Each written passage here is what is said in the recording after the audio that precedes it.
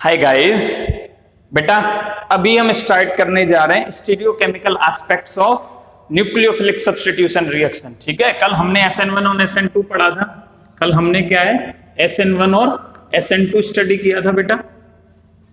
ठीक है, तो अब हम उसका थोड़ा सा स्टीरियोकेमिकल एस्पेक्ट देखेंगे। ठीक है, ये वीडियो थोड़ा सा कॉन्सेप्ट ज्यादा कवर करने हैं, ठीक है, इसीलिए थोड़ा सा फास्ट जाऊंगा मैं। स्टीरियोकेमिकल एस्पेक्ट्स, इसमें कुछ चीजें पढ़नी है। पहले टर्म्स बता देता हूं मैं तुम्हें कि हम पढ़ेंगे। एक तो ऑप्टिकल एक्टिविटी क्या होती है, ऑप्टिकल एक्टिविटी क्या होती है, और जो कंपाउंड्स ऑप्टिकल एक्टिविटी दिखाएंगे उन्हें बोलेंगे ऑप्टिकल एक्टिव कंपाउंड्स। ठीक है बेटा, ये पढ़ेंगे। दूसरा हम क्या पढ़ेंगे, दूसरा हम पढ़ेंगे कायरलिटी। ठीक है, एनेंसियोमर्स। ठीक है, मीजोमर्स, डायास्टीरियोमर्स, और दूसरा, ठीक है, ब्रीफ इंट्रो होगा इस वीडियो में। देखो, अगर तुम्हें बहुत डिटेल में ये सब चीजें जाननी है तो ये पूरा कंपटीशन का पॉइंट ऑफ व्यू हो जाता है। बोर्ड के लिए यही वीडियो में, केवल ये वीडियो में बोर्ड के लिए ज्यादा कंटेंट होगा। अगर आपको डिटेल में जानना है तो आपको अलग से मेरी वीडियोस देखनी पड़ेंगी यूट्यूब पे जाके। ठीक है, वहां पे आपको डिटेल में ये सब मिल सकता है, लेकिन जितना बोर्ड के लिए जरूरत है केवल उतना ही मैं इस वीडियो में कवर करने वाला हूँ। ठीक है, तो कायरलिटी, एनेंसियोमर, मीजोमर्स, डायास्टीरियोमर्स और इन्वर्जन किसे कहते हैं, वैसे वो सब मैंने बता दिया। एक बार क्विक रिवीजन देख लेंगे। इन्वर्जन, रिटेंशन एंड रेसिमाइजेशन, ये नंबर ऑफ टॉपिक्स हम इस वीडियो में स्टडी करने वाले हैं। ये नंबर ऑफ टॉपिक्स स्टडी करने वाले हैं। एक ब्रीफ इंट्रो होगा, सभी टॉपिक्स का बहुत डिटेल में स्टडी हम इस वीडियो में नहीं करेंगे, ये मैं आपको बता दे रहा हूं। ये वीडियो केवल और केवल बोर्ड वाले स्टूडेंट्स पे लागू होती है। अगर आपको कंपटीशन के लिए वीडियो देखनी है तो आपको मेरी ऑप्टिकल एक्टिविटी, कायरलिटी, एनेंसियोमर्स, ठीक है, इन सब के ऊपर वीडियोस बाद में डाली जाएगी कंपटीशन के लिए अलग से, वो आप यूट्यूब पे जाके देख सकते हैं अगर आपको देखनी है तो। ठीक है, फिलहाल हम एक एक करके स्टार्ट करते हैं। देखो, कल हमने देखा कि जो SN2 रिएक्शन होती है वो इन्वर्जन के साथ आगे बढ़ती है। जो उसका प्रोडक्ट होता है वो रिएक्टेंट के रेस्पेक्ट में इन्वर्टेड प्रोडक्ट देता है। बॉन्ड एक तरफ से टूट रहा था तो दूसरी तरफ नया बना है, उसके जस्ट अपोजिट साइड, इसे हम इन्वर्जन बोलते हैं। फिर हमने रिटेंशन बोला। रिटेंशन का क्या था कि जहां से बॉन्ड टूटा वहीं पे बॉन्ड बन जाता है, तो उसे रिटेंशन बोलते हैं। जब दोनों ही चीजें एक साथ हो रही हो, जब दोनों ही चीजें एक साथ किसी स्ट्रक्चर में हो रही हैं, मतलब रिएक्टेंट एक ही है और दोनों प्रोडक्ट की पॉसिबिलिटी बनती है कि दोनों ही बन जाएं, आगे से भी बॉन्ड बन जाए, पीछे से भी बॉन्ड बन जाए, मतलब जहां से टूटा था वहां भी बॉन्ड लग सकता है। और दूसरा, उसके पॉसिबिलिटी 50% क्या पॉसिबिलिटी है कि उसके अपोजिट लग जाए। तो जब दोनों पॉसिबिलिटी एक साथ आ रही हो, और वो कहाँ आती थी, SN1 में आती थी, उसे हम बोलते थे कि वो रेसिमाइजेशन हो गया, जहां पे इन्वर्टेड और रिटेंशन प्रोडक्ट साथ मिल रहे हैं। ठीक है, तो इन्वर्जन, रिटेंशन और रेसिमाइजेशन अच्छे से आप लोगों को आते हैं, वो अब मैं कवर नहीं करूंगा, केवल मुझे रिवीजन करवाना था उनका। ठीक है, तो मैं क्या कवर करूंगा, हम स्टार्ट करते हैं ऑप्टिकल एक्टिविटी के साथ। क्या होती है ये ऑप्टिकल एक्टिविटी? देखो, हमारे पास जो सनलाइट आती है, जो लाइट बाहर से आ रही है, वो लाइट की जो रेज है, ठीक है, जैसे ये लाइट फ्लो कर रही है तो चार, मतलब 10 दिशाओं में ये लाइट फैलती है इस तरीके से। ठीक है, सब जगह ये लाइट फैलती है। क्लियर? अगर मैं यहाँ पे ये लाइट आ रही है, इसके आने वाले रास्ते में मैं भाई साहब लगा देता हूं निकोल प्रिज्म। क्या लगा देता हूं? Nicol prism. ठीक है, निकोल प्रिज्म क्या करता है, इस लाइट को प्लेन पोलराइज बना देगा। इस लाइट को क्या करेगा बेटा? प्लेन पोलराइज, मतलब अब बस एक ही प्लेन में लाइट चलेगी। पहले क्या था, लाइट सभी दिशाओं में फैल रही थी, लाइट ग्लो करते हुए सभी दिशाओं में फैल रही थी। अब क्या है, वो एक ही प्लेन में आएगी, इस तरीके से आएगी या इस तरीके से आएगी या इस तरीके से आएगी, मतलब एक ही प्लेन में लाइट आएगी। जो रेज होंगी वो कुछ इस तरीके से होंगी। मतलब ऐसे समझो जैसे सुबह तुम्हारे कमरे में से, खिड़की में से अचानक से ऊपर वाली जो एग्जॉशन विंडो होती है वहां से रेज आती है ऐसे एक प्लेन में। ठीक है, तो इस तरीके से निकोल प्रिज्म, इसको पोलराइजर, हम एग्जांपल दे रहे हैं कि हम निकोल प्रिज्म ले रहे हैं, यहाँ पे कोई भी पोलराइजर हो सकता है, फॉर एग्जांपल निकोल प्रिज्म। ये पोलराइजर क्या करेगा, इस लाइट का डायरेक्शन एक ही कर देगा, इस लाइट का डायरेक्शन एक ही कर देगा कि ये इस तरीके से एक ही प्लेन में आ रही है। तो इस लाइट को बोलते हैं बेटा, इस लाइट को बोलते हैं प्लेन पोलराइज्ड लाइट, PPL। इसको क्या बोलते हैं, plane polarised light, plane polarised light. ठीक है, इसको क्या बोलते हैं बेटा, प्लेन पोलराइज्ड लाइट।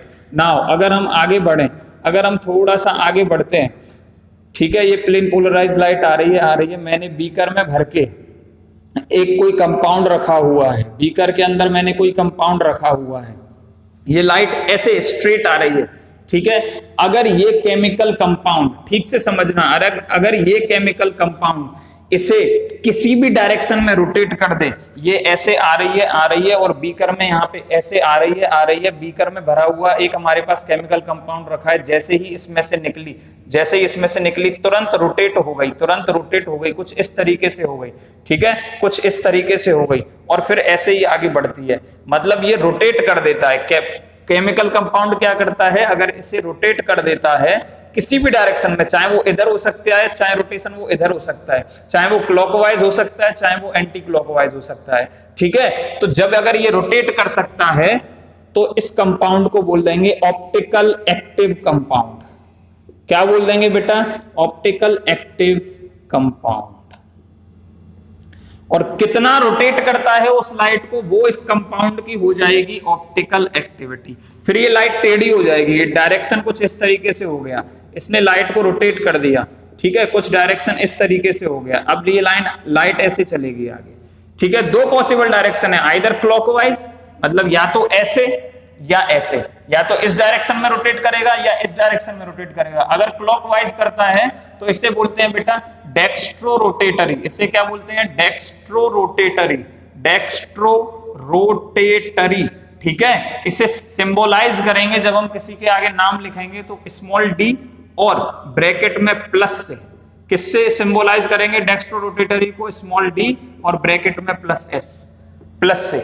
ठीक है, तो इनमें से कुछ भी हो सकता है। अगर लेफ्ट में करता है तो उसे बोलेंगे लीवो रोटेटरी। उसे क्या बोलेंगे, लीवो रोटेटरी। क्या बोलेंगे बेटा, लीवो रोटेटरी। किससे सिंबलाइज करेंगे, स्मॉल एल और ब्रैकेट में माइनस लिख दो, ये सिंबलाइज के वो है। ठीक है, समझ में आ गया प्लेन पोलराइज्ड लाइट किसे कह रहे हैं। चलो अभी हम नेक्स्ट आगे बढ़ते हैं। तो ऑप्टिकल एक्टिव कंपाउंड क्या होगा, the compound which can rotate the plane polarised light in either direction, clockwise और anti clockwise. The compound, these compounds are called optically active compounds, and the extent of rotation of the plane polarized light is the optical activity of that optical compound. ठीक है, तो फिर optical inactive क्या होगा, तुम्हारी light plane polarised light ऐसे आ रही थी, बीकर में से भी निकली तो भी ऐसे सीधी चली गई, तो वो कंपाउंड ऑप्टिकली इनएक्टिव हो जाएंगे। सर ये तो पूरी तरह से प्रैक्टिकल कॉन्सेप्ट हो गया, हमें नहीं पता चलेगा। बिल्कुल, ये कॉन्सेप्ट पूरी तरह से प्रैक्टिकल कॉन्सेप्ट है। अगर किसी कंपाउंड के आगे स्मॉल d और स्मॉल l लगा हुआ है तो ये पहले से प्रैक्टिकली हमें पता है कि वो डेक्स्ट्रो रोटेटरी है कि लीवो रोटेटरी। कंपाउंड के स्ट्रक्चर को देख के ये d और l हम नहीं लगा सकते, ये याद रखना। ठीक है, ये याद रखना। ठीक है, ये d और l हम नहीं लगा सकते। क्लियर।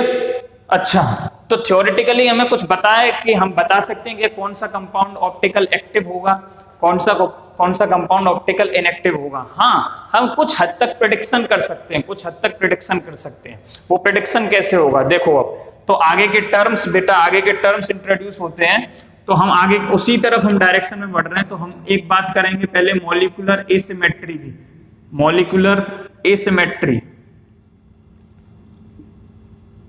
एक तो मॉलिक्यूलर सिमेट्री होता है, सिमेट्रिक मतलब उसको कहीं से भी काटो, लाइन के अलोंग काटो, प्लेन के अलोंग काटो। ठीक है, तो वो क्या, मॉलिक्यूल सिमेट्रिक दिखेगा।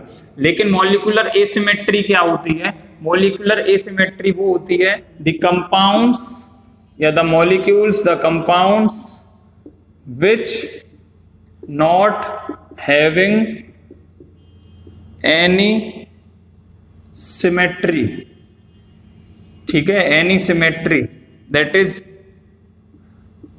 लाइन, प्लेन, ठीक है, along the line, along the plane, point, ठीक है, एटसेट्रा एटसेट्रा, काफी सारी सिमेट्री एलिमेंट्स होते हैं, ठीक है, वो एक अलग पूरा पॉइंट है।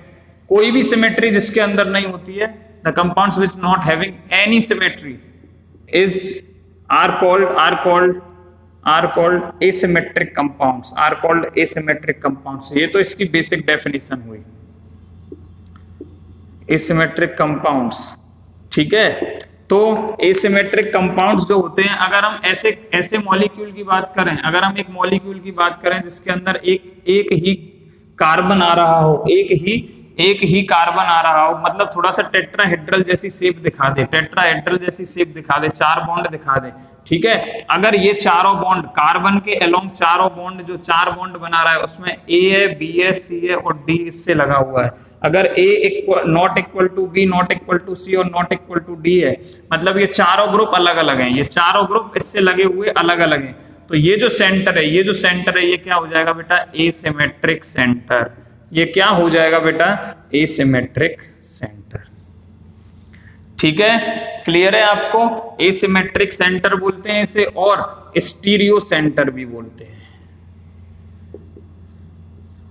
ठीक है। क्या बोलते हैं, एसिमेट्रिक सेंटर और स्टीरियो सेंटर, ठीक है, क्लियर। चलो सर आपने हमें एसिमेट्रिक सेंटर क्यों पढ़ाया, तो मैं बोल दूंगा द एसिमेट्री, ये आप हमें क्यों पढ़ा रहे हो, तो मैं बोल सकता हूं the asymmetry of the molecule, asymmetry of the molecule, ए अलग नहीं है, एसिमेट्री मतलब साथ में, asymmetry of the molecule is responsible for its optical activity. अगर मॉलिक्यूल सिमेट्रिक होता तो क्या होता, जितना वो लाइट को इधर घुमा रहा है उतनी पॉसिबिलिटी बन जाती है कि वो उधर घुमाए, ठीक है। इसीलिए asymmetry of the molecule is responsible for the it's optical activity, ठीक है, ये याद रखना है आपको। और क्या क्या हो सकता है मॉलिक्यूल के अंदर, तो एसिमेट्री हम बहुत सारे तरीके से चेक करते हैं, हम मिरर इमेज के थ्रू भी चेक कर सकते हैं, मैं फिर से बोल रहा हूं, ये लेक्चर कंपटीशन के लिए नहीं है, अगर ये कंपटीशन के लिए होता तो मैं इतना फास्ट नहीं जा रहा होता, ठीक है, मैं इतना फास्ट जा ही नहीं रहा होता, और ये पॉइंट इतना छोटा नहीं है जितना मैंने यहाँ पे समराइज कर दिया है, ठीक है, ये पॉइंट काफी बड़ा है, एसिमेट्री काफी बड़ी चीज है, ठीक है, काफी टाइम लगता है समझाने में, इतनी शॉर्ट में नहीं बता सकते, लेकिन केवल बोर्ड पर्पज से थोड़ा सा शॉर्ट में आ जाए, जिससे बोर्ड वाले स्टूडेंट्स जिनको कंपटीशन बैठना ही नहीं, बेचारे वो बोल रहे हैं सर आप हमको क्यों जबरदस्ती पढ़ाने में लग रहे हो, हम पढ़ना ही नहीं चाहते, तो केवल उनके लिए लेक्चर, ठीक है, इसीलिए मैं बार बार बोल रहा हूं। तो हम ये एसिमेट्री और भी तरीके से चेक कर सकते हैं, मिरर इमेज के थ्रू चेक कर सकते हैं। कैसे चेक कर सकते हैं, मिरर इमेज के थ्रू चेक कर सकते हैं। कैसे मिरर इमेज, मतलब एक कंपाउंड ले लो ए, मान लो ए है मेरे पास, उसकी मिरर इमेज बनाओ ए, ठीक है, बी को ले लो, बी की मिरर इमेज बनाओ, बी की मिरर इमेज ये होगी, शीशे में रखना कभी बी को तो ऐसे दिखेगा, ठीक है, अपने हाथ को रखोगे, ये हाथ, ठीक है, ठीक से देखो, मिरर, अगर मैं यहां पे मिरर लगा दूं, ठीक है, यहां पे बीच में शीशा लगा है, तो जो शीशे में दिख रहा हुआ हाथ होगा वो ऐसा होगा, ठीक है, जो शीशे में दिख रहा हो हाथ होगा वो ऐसा होगा, ठीक है। तो क्या मैं ऐसे बोल सकता हूं बेटा, क्या मैं ये बोल सकता हूं कि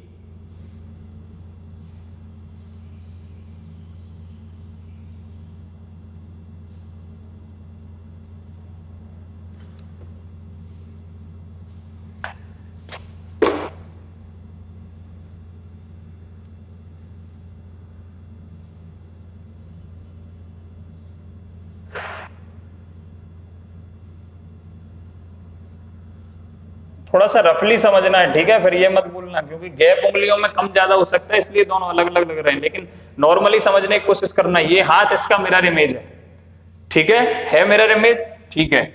जो मिरर इमेज दिखाते हैं कंपाउंड्स, जो कंपाउंड्स मिरर इमेज दिखाते हैं, अब इसमें दो पॉसिबिलिटी बन जाती है। एक, मैंने इसलिए 3 केस लिए। क्या मैं इसकी मिरर इमेज को, ये जो ए है इसी की तो मिरर इमेज है ये, इसको ऐसे उठाऊं और इसके ऊपर ऐसे रखूं, तो क्या ये फिट हो जाती है इसके ऊपर? क्या ये फिट हो जाती है? बिल्कुल फिट हो जाएगी। चेक करो एक बार, इसको उठाओ, इसके ऊपर रखो। इसको बोलते हैं सुपर इंपोज करना, मिरर इमेज का सुपर इंपोज होना, मिरर इमेज का सुपर इंपोज होना, मिरर इमेज सुपर इम्पोजेबल। यहाँ पे इस केस के लिए मिरर इमेज सुपर इम्पोजेबल। इस केस में आओ बी वाले में, जरा बी को उठाओ, इसकी मिरर इमेज को इसके ऊपर उठाओ, क्या इसके ऊपर एग्जैक्ट सेट हो जाएगी? नहीं होगी। सो मिरर इमेज तो बना रहा है but non super imposable mirror image. कैसी बन रही है बेटा? Non super imposable mirror image, non super imposable mirror image, ठीक है। जरा इस हाथ को उठाओ, ठीक है, इस हाथ को उठाया और इस हाथ को उठाया, इसकी मिरर इमेज को, और इसके ऊपर रखा मैंने। क्या ये फिट हो रहा है? नहीं हो रहा। देखो ये जो मेरा अंगूठा है ये उंगली के ऊपर आ रहा है, ये उंगली इसके ऊपर आ रही है। फिट होने का मतलब होता है कि एग्जैक्ट ये वाली उंगली इसके ऊपर आए, ठीक है। जैसे ए में था, ये वाला डंडा इसके ऊपर आ रहा था, बिल्कुल बाहर नहीं निकलेगा, वैसे ही रहेगा, लेकिन यहां ऐसा नहीं होगा। तो ये क्या है बेटा? Non super imposable. ये अंगूठा देखो दोनों अलग अलग जा रहे हैं, ठीक है, तो non super imposable mirror image. ये क्या है? Non super imposable mirror image, ठीक है। तो ऐसे आइसोमर्स, तो ऐसे स्टीरियो आइसोमर्स जो मिरर इमेज तो दिखाते हो बट उनकी मिरर इमेज एक दूसरे के अपने ही ऑब्जेक्ट के ऊपर नॉन सुपर इम्पोजिबल होगी, उन्हें बोलते हैं एनेंसियोमर्स। उन्हें क्या बोलते हैं बेटा? एनेंसियोमर्स। और ऐसे कंपाउंड्स जो आपस में मिरर इमेज ही नहीं है, उन्हें बोलते हैं डायास्टीरियोमर्स, ठीक है। उन्हें क्या बोलते हैं? डायास्टीरियोमर्स। ये तो देखो, ये जो नॉन सुपर इम्पोजिव, वो एनेंसियोमर वाले पे आ रहा हूं मैं, ठीक है, थोड़ा सा होल्ड करो, पहले एक चीज भूल गया मैं, वो बता देता हूं। ये जो नॉन सुपर इम्पोजिबिलिटी वाली जो प्रॉपर्टी है, इसको बोलते हैं, जो भी कंपाउंड, जो भी मॉलिक्यूल ऐसा दिखाएगा उसे बोलेंगे कि ये कायरल है। ये क्या है? कायरल है। कायरल का मतलब सीधा साधा है, that is non super imposable mirror images, that is non superimposable mirror images। याद रखना, कायरल का बस एक ही मतलब है, non super impossible mirror images, ठीक है। समझ में आ रहा है ये? तो क्या हम और जो भी कंपाउंड्स इस प्रॉपर्टी को बोलते हैं chirality. Non super impossible mirror image वाली प्रॉपर्टी को बोलते हैं कायरलिटी। जो भी मॉलिक्यूल से एक प्रॉपर्टी दिखाते हैं उन्हें बोलते हैं कायरल इन नेचर। जो जिनकी मिरर इमेज एक के ऊपर सुपर इम्पोजिबल हो रही हो, जैसे यहां ए में हो रहा है, उन्हें बोलते हैं ए कायरल, और जिनकी नहीं हो रही हो उन्हें बोलते हैं कायरल, ठीक है। क्या ये बात आपके समझ में आई? चलो अब यहां से हम थोड़ा सा आगे बढ़ रहे हैं, अब एग्जाम्पल ले लेते हैं कुछ। क्या हम कायरलिटी को और किसी तरीके से डिस्कस कर सकते हैं? एनेंसियोमर्स, और वहां पे मैं आ रहा हूं, वहां से घबराओ मत, ठीक है, वहां पे मैं आ रहा हूं, ठीक है। और एग्जाम्पल ले लेते हैं, और कैसे समझा सकते हैं इसे, मान लो कंपाउंड लेता हूं मैं C, ठीक है, मैं लेता हूं प्रोपेन टूऑल, ठीक है। तो कैसे बनाओगे स्ट्रक्चर? CH3HOH, यही स्ट्रक्चर हो जाएगा प्रोपेन टूऑल का। जरा इसका सही से फिशर बनाओ, 11th क्लास में फिशर बनाना सिखाया है। Maximum number of carbons on vertical line, बन गया, एक तरफ H रख दो, एक तरफ OH रख दो। इसका जरा 3D, इसका जरा फ्लाइंग वेज फॉर्मूला बनाओ। फ्लाइंग वेज फॉर्मूला भी बनाना तुम्हें सिखाया जा चुका है, अब वो सब नहीं सिखाऊंगा मैं, ठीक है। उसमें क्या होता है, उसमें क्या होता है, 2 bonds are on the plane and 1 bond is on our side, और एक बॉन्ड उसके जस्ट पीछे होगा। तो मैं बोलता हूं ये जो मॉलिक्यूल है, ये जो मॉलिक्यूल है, इसे जरा ऐसे करो, यहां से H और OH वाले बॉन्ड से पकड़ो, इनको पीछे लेके जाओ, और CH3 वाले बॉन्ड को आगे लेके आओ, ठीक है। ऐसा किया आपने, ये दोनों पीछे लेके गए, फिर उन दोनों को HOH वाले बॉन्ड को, ये क्या टेट्राहेड्रल मॉलिक्यूल है एक्चुअली में, 3D में क्या टेट्राहेड्रल मॉलिक्यूल है, तो मैं कैसे बना सकता हूं इसे, H और OH को एक प्लेन पे रख देता हूं, H और OH को मैं एक प्लेन पे रख देता हूं। मान लो मैंने यहां रख दिया H और यहां रख दिया OH। CH3 कहां होगा, CH3, एक CH3, इसको ऐसे मोड़ दो तो एक CH3 आपकी तरफ आएगा, और ऐसे पकड़ना है इस मॉलिक्यूल को, तो एक CH3 आपकी तरफ आएगा, एक CH3 आपसे दूर जाएगा, ठीक है। तो ऊपर वाला दूर जा रहा है, यहां से आप इस मॉलिक्यूल को देख रहे हो, जरा यहां आंख लगाओ, जरा यहां पे आंख लगाओ, ठीक है। तो आपने क्या किया, H और OH को अंदर लेके गए, ये CH3 को ऊपर पकड़ा, ये आपकी आंखों की तरफ है, ये आपकी आंख से दूर है ऊपर वाला। तो जो दूर वाला होता है उसे डैश वाले बॉन्ड से दिखा देते हैं, जो पास वाला होता है उसे ऐसे बॉन्ड से दिखा देते हैं। क्लियर, ये बन गया स्ट्रक्चर। जरा इसकी मिरर इमेज बनाओ मेरे साथ, जल्दी फटाफट मिरर इमेज बनाओ। यहां आ जाएगा जी OH, यहां आ जाएगा जी H, यहां पे कहीं आ रहा होगा CH3, और यहां कहीं आ रहा होगा, बेटा दिख रहा है एकदम कॉर्नर तक, एक मिनट, ठीक है, यहां कहीं आ रहा होगा बेटा CH3, ठीक है। ये इसकी मिरर इमेज है। क्या देखो, इसे मैं इसके ऊपर सुपर इंपोज करूं, क्या हो रही है, नहीं हो रही। जरा आगे चेक करते हैं, और भी कुछ कर सकते हैं। फिशर में क्या होता है, इन प्लेन 180 डिग्री का रोटेशन अलाउ होता है, तो मैं इसे A बोल देता हूं, इसे B बोल देता हूं।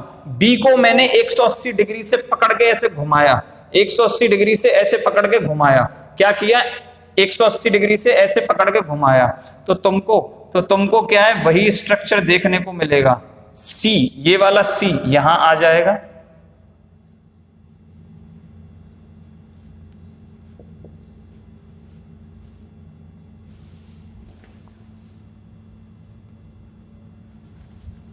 ये वाला CH3 यहां 180 से घुमा रहा हूं, ठीक है। यहां पे एक्सिस डाली, ठीक है, और इसको ऐसे पकड़ा, मॉलिक्यूल को ऐसे ऐसे ऐसे घुमा दिया, ठीक है, इसको ऐसे घुमा दिया। इन प्लेन 180 डिग्री रोटेशन अलाउ होता है, तो ऐसे घुमाऊंगा तो देखो ये CH3 जो है आगे वाला 180 डिग्री से घुमा रहा हूं ऐसे, ठीक है, तो ये आगे ही रहेगा, आगे वाला आगे ही रहेगा, क्योंकि मैं ऐसे घुमा रहा हूं, ऐसे नहीं पलट रहा हूं। तुम सोचो कहीं ऐसे पलटोगे तो ये पीछे चला जाएगा, ये आगे आ जाएगा, ठीक है। मैं क्या कर रहा हूं, एक ही प्लेन पे घुमा रहा हूं, तो आगे वाला आगे रहेगा, पीछे वाला पीछे।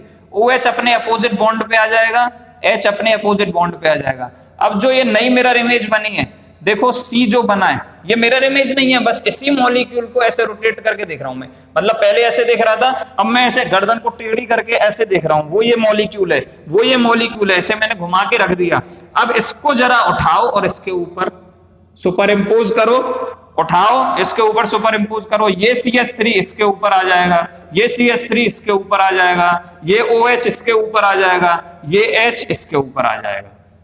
तो ये कैसी हो गई, super imposable mirror images, super imposable mirror images. इसका मतलब ये मॉलिक्यूल एक कायरल होगा, ये मॉलिक्यूल एक कायरल होगा, ठीक है। अब हम तुम्हें सॉर्ट आउट करने का तरीका बता देते हैं। अगर किसी मॉलिक्यूल में एकदम शॉर्टकट, इंपॉर्टेंट लिख लो, शॉर्टकट है ये, ठीक है, कंपटीशन वाले लेक्चर से आ रहा है, कंपटीशन वाले लेक्चर से आ रहा है।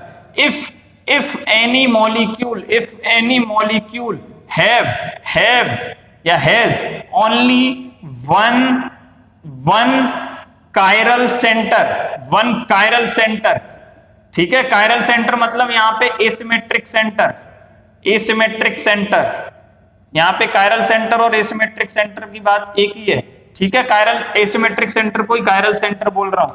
has only one asymmetric center, then the molecule is said to be fixed है क्या कि मॉलिक्यूल भी कायरल होगा, अगर उसके अंदर केवल एक एसिमेट्रिक कार्बन एटम है। इसके अंदर देखो जरा एसिमेट्रिक कार्बन है क्या? ये कार्बन है, इस पे इधर तो हाइड्रोजन है, अलग है, ये ए हो गया, ये बी है, अलग है, ओके, दोनों ग्रुप अलग हैं, बट ये दोनों तो सेम है, तो ये कार्बन एसिमेट्रिक नहीं था, इसीलिए सुपर इम्पोजेबल मिरर इमेज मिल रही थी और मॉलिक्यूल मिल रहा था एकायरल। ठीक है, ये जो मैंने नोट लिखाया, ये जो इंपॉर्टेंट पॉइंट है, ये केवल उन मॉलिक्यूल्स की बात हो रही है जिनमें केवल एक एसिमेट्रिक सेंटर हो, एक कायरल सेंटर हो। ठीक है, समझ में आ गई बात? तो एक शॉर्टकट पॉइंट आपको मिल जाता है। ऐसे हम किसका, इसके बेस पे हम किसका एग्जांपल देख सकते हैं? जरा ब्यूटेन 2 ऑल बनाओ बेटा, ब्यूटेन 2 ऑल बनाओ, फटाफट बनाएंगे ब्यूटेन 2 ऑल।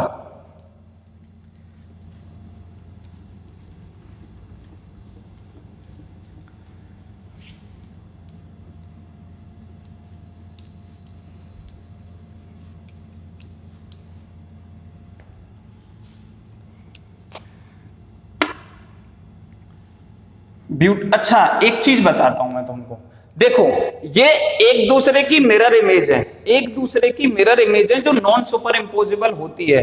ठीक है, अगर non super impossible mirror image है तो एक अगर मॉलिक्यूल को इधर घुमा रहा है, मान लो एक प्लेन पोलराइज लाइट को इधर घुमा रहा है, तो दूसरा नॉन सुपर इम्पोजिबल है तो दूसरा इधर घुमाएगा, दूसरा क्या है, इधर घुमाएगा।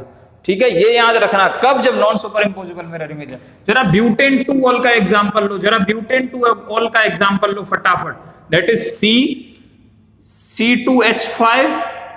ठीक है, और इस पे एक CH3 लगा दो। ठीक है,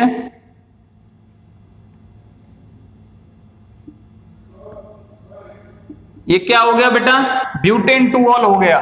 ठीक है, इसका जरा फिशर बनाओ, इसका जरा फिशर बनाओ तो कैसा होगा? ऊपर एक CH3, नीचे CH2CH3 है, वो वैसे CH2CH3 है लेकिन मैंने उसको मिला के लिख दिया है। क्या लिख दिया है?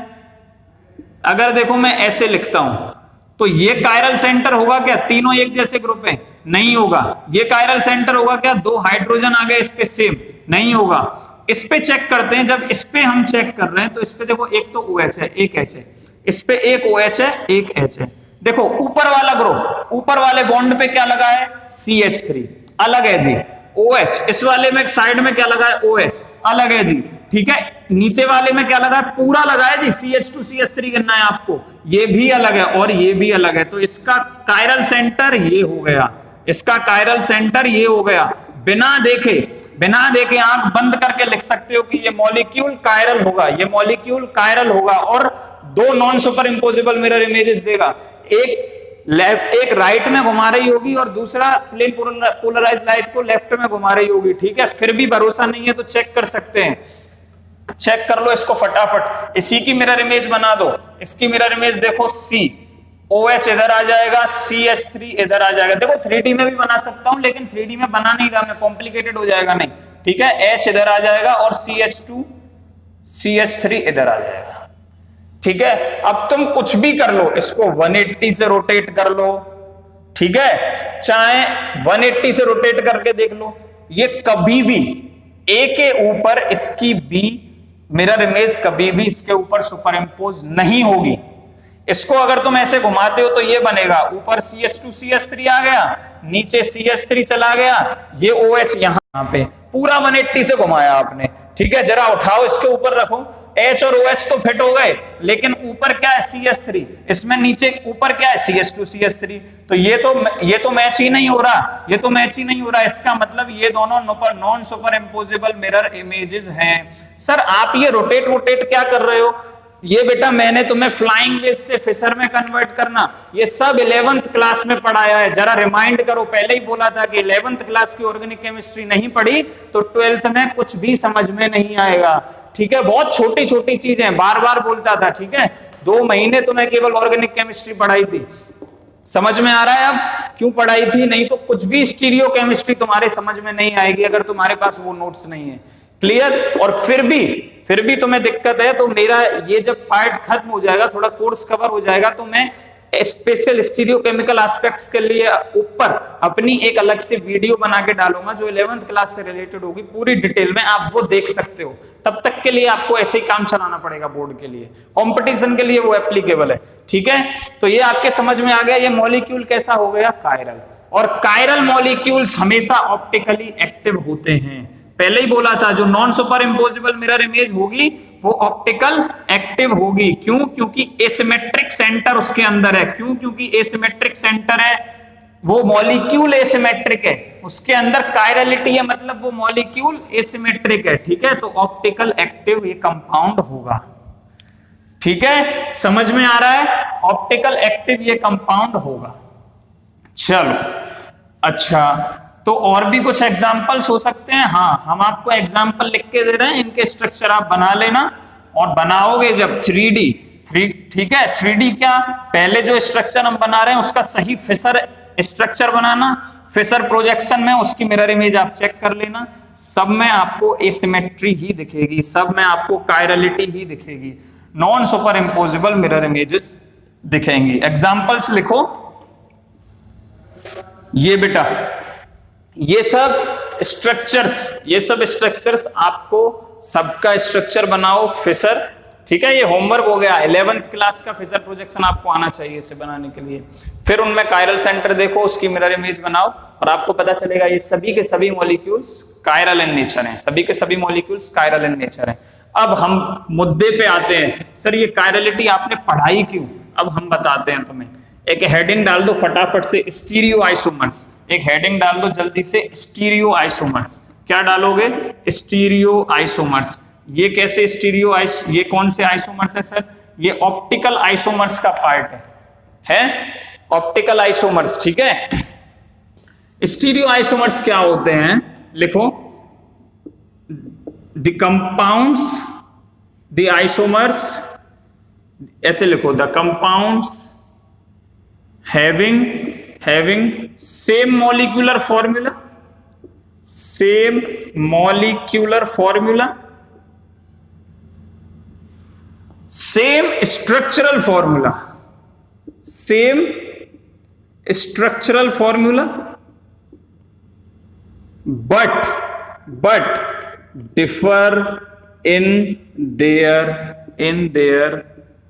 three-dimensional arrangement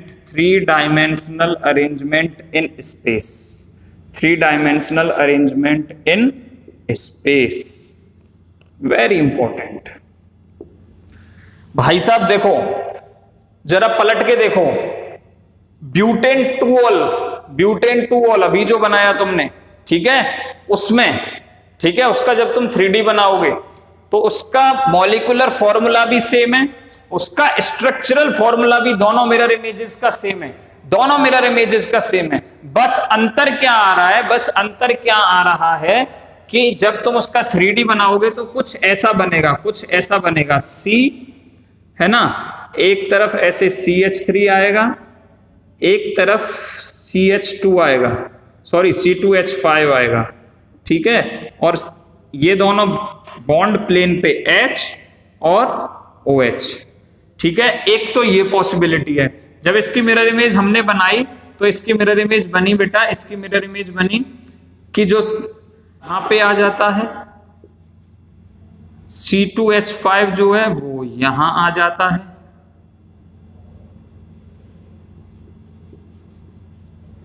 ठीक है, जो H है वो यहां, जो OH है वो यहां, कुछ इस तरीके, थोड़ा सा गड़बड़ हो गई बनाने में, OH लगभग यहां और H थोड़ा सा और नीचे। जरा इन्हें चेक करो, ठीक है, इसे रोटेट करके देखो, इसे रोटेट करो 180 डिग्री, इसे रोटेट करोगे 180 डिग्री तो ये थोड़ा सा पीछे की तरफ चला जाएगा, ये पीछे की तरफ चला जाएगा, ठीक है। 180 से जरा रोटेट करो 180 से, तो ये कहां पे है अभी, ये कहां पे है, ऐसे है ना, यहाँ पे आगे की तरफ निकला हुआ है ऐसे, ठीक है, ये कहां चला जाएगा, एग्जैक्ट इसके पीछे, भीतर पीछे की तरफ चला जाएगा, दीवार के अंदर। तो जो बन रहा होगा 180 रोटेशन के बाद, मैंने वहां नहीं बनवाया था लेकिन यहां बनवा देता हूं, वो ये बन रहा होगा कि भाई साहब पीछे की तरफ तो C2H5 चले गए और आगे की तरफ आ गए जी CH3, आगे की तरफ आ गए जी CH3, ठीक है, और H आ गया यहां और बेटा OH आ गया यहां। और बेटा H आ गया यहाँ, बेटा OH आ गया यहाँ। देखो जरा, इसको उठाओ और इसके ऊपर इंपोज करने की कोशिश करो, नहीं होगा। इंपोज करो, नहीं होगा, बिल्कुल नहीं होगा, ठीक है। इसीलिए तो ये non super imposable mirror images थे। देखो अब क्या बताना चाहता हूं मैं कि कार्बन के स्ट्रक्चरल फॉर्मूला सेम है। अगर 2D में बनाओगे तो सेम आएगा, 2D में कोई ज्यादा फर्क नहीं आएगा, ठीक है। बॉन्ड इधर लगाओ चाहे इधर लगाओ, उससे कोई फर्क नहीं पड़ता है। लेकिन तुम इसका 3D अरेंजमेंट देखो, केवल कार्बन के यहाँ पे पीछे की तरफ है मिथाइल और यहाँ पे मिथाइल आगे की तरफ है। तुम्हें पता है डैश वाला बॉन्ड हमेशा एबव द प्लेन या टुवर्ड्स अस होता है और यहाँ पे C2H5 आगे की तरफ है, यहाँ पीछे की तरफ है। तो ऐसे आइसोमर्स को क्या बोलते हैं बेटा? ऐसे आइसोमर्स को क्या बोलते हैं बेटा? स्टीरियो आइसोमर्स, ठीक है। और समझना है तो देखो, अभी हमने प्रोपेन 2-ऑल का बनाया था, उसमें क्या था? उसमें ये था CH3, ठीक है। क्या ये स्ट्रक्चर दिख रहा है आपको अच्छे से? हाँ ठीक है, चलो CH3, ठीक है, H और बेटा OH, सॉरी ये भी प्लेन पे होता है OH, ठीक है। इसकी मिरर इमेज क्या थी? इसकी मिरर इमेज थी सर OH, H, इधर एक CH3 और इधर एक CH3, यही तो थी इसकी मिरर इमेज, ठीक है। फिर हमने क्या किया, इसको 180 डिग्री घुमाया तो ये वाला चला गया पीछे, ये वाला चला गया आगे। तो वो जो मॉलिक्यूल बना था वो कुछ ऐसा था। ये वाला तो पीछे गया है, मैं जो राउंड कर रहा हूं वो ये वाला है जो पीछे चला गया। ये वाला कहाँ है? ये वाला आगे आ गया है, ठीक है। और यहाँ पे आ गया H, यहाँ पे आ गया OH। अब इसको उठाओ, इसके ऊपर सुपर इंपोज करने की कोशिश करो, बिल्कुल हो जाएगा। तो ये थी सुपर इंपोजेबल मिरर इमेजेस। ये कायरल है, ये वाला मॉलिक्यूल ब्यूटेन 2-ऑल कायरल है, प्रोपेन 2-ऑल कायरल नहीं है, लेकिन मिरर इमेजेस तो है एक दूसरे की, कम से कम मिरर इमेजेस तो हैं, ठीक है। तो हमने क्या बोला? The compound having same molecular formula, same structural formula, but having differ in their 3D arrangement, differ, ठीक है। उनको क्या बोलते हैं? स्टीरियो आइसोमर्स बोलते हैं। ये स्टीरियो आइसोमर्स 3 से 4 तरीके के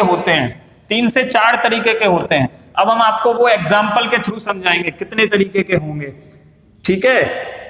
एग्जाम्पल के थ्रू समझाएंगे, सब आ जाएगा। एनेंसियोमर, डायस्टीरियोमर्स, मीजोमर्स, सब पता चल जाएगा आपको, एक ही एग्जाम्पल में सब बता देंगे, ठीक है।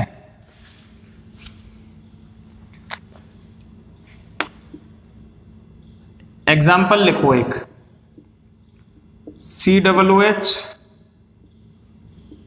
HOH, COH, HCOOH, ये A है। एक एग्जाम्पल लिखो बेटा, OH, H,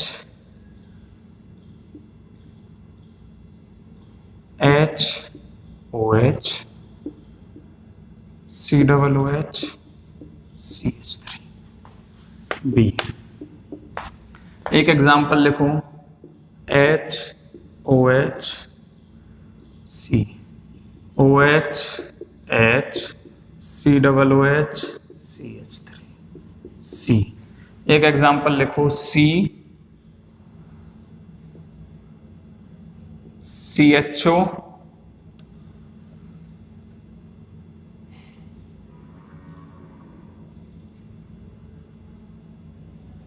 हाँ ठीक है, CHO, OH, H, COH, H और यहां पे CH3। चलो बेटा देखो,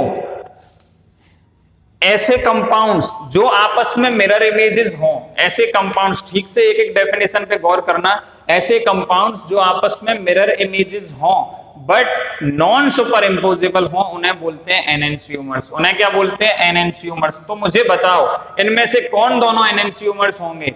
ए और डी। ए और डी को चेक करो, नहीं है, क्योंकि ये यहाँ COOH है, यहाँ पे CHO है। यहाँ पे COOH है, यहाँ पे CH3 है। इसको उठा के इसके ऊपर क्या इन दोनों को बगल में रख के देखो तो एक दूसरे की मिरर इमेज भी नहीं है, मिरर इमेज भी नहीं है। ऐसे कंपाउंड्स को बोलते हैं, ऐसे कंपाउंड्स को क्या बोलेंगे, जो आपस में मिरर इमेज भी नहीं हो उन्हें क्या बोलेंगे बेटा, डायास्टीरियोमर्स। ऐसे कंपाउंड्स को क्या बोलेंगे, डायास्टीरियोमर्स, जो ना मिरर इमेजेस हैं ना सुपर इम्पोजिबल की तो बात ही नहीं आती है। So A and D are diastereomers, A and D are diastereoisomers, diastereoisomers. ठीक है, सेकंड पॉइंट आओ, एनेंसियोमर्स। एनेंसियोमर्स किन्हें बोलते हैं, the compounds having non superimposable mirror images are non superimposable mirror images to compounds which are mirror images of each other but non superimposable ऐसी mirror image, ऐसे compounds को क्या बोलेंगे, एनेंसियोमर्स। तो ऐसा जरा चेक करो, बी और सी के बीच में जरा चेक करो, यहाँ पे सीसा डाल दो, यहाँ पे सीसा डाल दो, ठीक से देखो, COOH को रिफ्लेक्ट करेगा, H तुम बोलोगे कि H यहां नहीं, शीशे में देखना, अगर यहां H रखा है तो यहीं दिखेगा, ठीक है। फिर OH को यहां OH यहां पे आएगा, OH यहां पे आएगा, H यहां पे आएगा, ठीक है। तो ये क्या है, non super impossible mirror images है। ये क्या है, non super impossible mirror images है। इन non super impossible mirror images है, मतलब ये एनेंसियोमर्स है, एनेंसियोमर्स है, ठीक है। तो क्या बोल सकता हूं, B and C आर एनेंसियोमर्स। मैं एग्जाम्पल के थ्रू तो मैं समझा रहा हूं, ठीक है। एक पॉइंट बता देता हूं अब, अगर ये वाला लाइट को ऐसे घुमा रहा है क्लॉकवाइज डायरेक्शन में तो फिक्स है इसकी non super impossible mirror image light को इसके अपोजिट डायरेक्शन में घुमाएगी। तो जहां पे दो कंपाउंड अपोजिट मिरर इमेजेस हों और non super impossible mirror images हों, वो हमेशा बेटा कैसा मिक्सचर देते हैं, एक बार तो रिटेंशन मिल रहा है और एक बार क्या मिल रहा है, इन्वर्जन मिल रहा है। ऐसे दो प्रोडक्ट जहां पे एक साथ मिल रहे हो उसे ही बोल देते हैं रेसिमिक मिक्सचर, उसे ही क्या बोल देते हैं, रेसिमिक मिक्सचर, ठीक है। ये एक पॉइंट याद रखना है। और एक लास्ट बचता है मीजोमर्स, ठीक है, मीजोस्टीरियोआइसोमर्स, सबको मिटा दो, किसी की जरूरत नहीं है, बस इसको याद रखो। मीजोस्टीरियोआइसोमर्स उसे बोलते हैं एक ही मॉलिक्यूल के अंदर अगर मैं प्लेन लगा दूं, कहीं भी लगाऊं, ऐसी जगह प्लेन लगा दूं जहां से वो बीच में से बिल्कुल कट जाए, इक्वल दो पार्ट्स में, ऊपर वाला पार्ट नीचे वाला पार्ट का मिरर इमेज हो, जरा देखो ठीक से, है ना ऐसा। सी को रिफ्लेक्ट कर रहा है, एच को, OH को, COOH को। ऐसे ही कंपाउंड्स को बोलते हैं मीजोमर्स। क्या बोलते हैं, मीजोमर्स। सो ए इज मीजोमर, ए इज मीजोमर। बात समझ में आ रही है बेटा? ये चीजें आपको याद रखनी है। एनेंसियोमर्स, डायास्टीरियोमर्स, मीजोमर्स किसे कहते हैं, बहुत अच्छे से समझाया है आपको, ठीक है। अब जब हमें SN2 में इन्वर्टेड प्रोडक्ट मिलता है तो वो ऑप्टिकल एक्टिव होता है, क्योंकि एक ही कंपाउंड मिल रहा है, तो वो क्या है, ऑप्टिकल एक्टिव होता है। सर बिल्कुल ठीक बात है, कोई दिक्कत नहीं है। लेकिन जब SN1 में कार्बोकैटायन बन गया है ना, ये था CH3, जरा SN1 याद करो, CH3, ये क्या बन गया, कार्बोकैटायन। इसके पास एक p ऑर्बिटल खाली है, ऐसे एक ऊपर का लोब है, एक नीचे का लोब है। अगर ऊपर वाले लोब में आके अगर OH माइनस अटैक करता है, यहां आके अटैक करता है ऊपर वाले में, तो कंपाउंड ये बनेगा CH3OH, ठीक है, ये बनेगा। अगर लोब सेकंड वाला, ये तो हो गया A, ठीक है। अब इधर आओ, अगर नीचे वाले की तरफ से OH माइनस अटैक कर रहा है, दूसरा केस ऐसा भी हो सकता है, क्योंकि उसके पास दोनों ही लोब p ऑर्बिटल खाली है, तो नीचे से भी अटैक कर सकता है, तो CH3 तीनों एक साइड हो जाएंगे, CH3 और OH यहां हो जाएगा। जरा मिरर डालो बीच में, मैंने थोड़ा रैंडमली बना दिए, थोड़ा अच्छे से अरेंज करेंगे तो ऐसे बनेंगे कि ये CH3 यहां, ये CH3 यहां और ये CH3 यहां, ठीक है, मिरर डालो जरा बीच में, देखो दोनों एक दूसरे की मिरर इमेज हैं और क्या सुपर इम्पोजेबल होंगी, क्या सुपर इम्पोजेबल होंगी 2-मिथाइल 2-ब्यूटेन, जी बिल्कुल सुपर इम्पोजेबल होंगी, वो एक अलग बात है, लेकिन दोनों एक दूसरे की मिरर इमेज हैं। तो अगर ये लाइट को इधर घुमा रहा है तो ये लाइट को इधर घुमाएगा, मतलब ये इसके 50% क्लॉकवाइज रोटेशन को, इसके 50% एंटी क्लॉकवाइज रोटेशन को ये वाला कैंसिल कर देगा, इसीलिए हमें नेट कंपाउंड मिलता है ऑप्टिकल इनेक्टिव, ऑप्टिकल इनेक्टिव, और इसी को बोलते हैं रेसिमिक मिक्सचर, इसी को बोलते हैं रेसिमिक मिक्सचर, जब एक इन्वर्टेड और एक रिटेंडेड प्रोडक्ट मिल रहा हो। तो अगर पूछे कोई तुमसे कि रेसिमिक मिक्सचर किसी में मिल रहा है तो वो ऑप्टिकल एक्टिव होगा कि ऑप्टिकल इनेक्टिव, तो ऑप्टिकल इनेक्टिव होगा। ठीक है बेटा, इस वीडियो में इतना ही काफी है। नेक्स्ट वीडियो में हम एलिमिनेशन रिएक्शंस और रिएक्शन विद मेटल्स डिस्कस करेंगे। ठीक है, तब तक के लिए थैंक यू।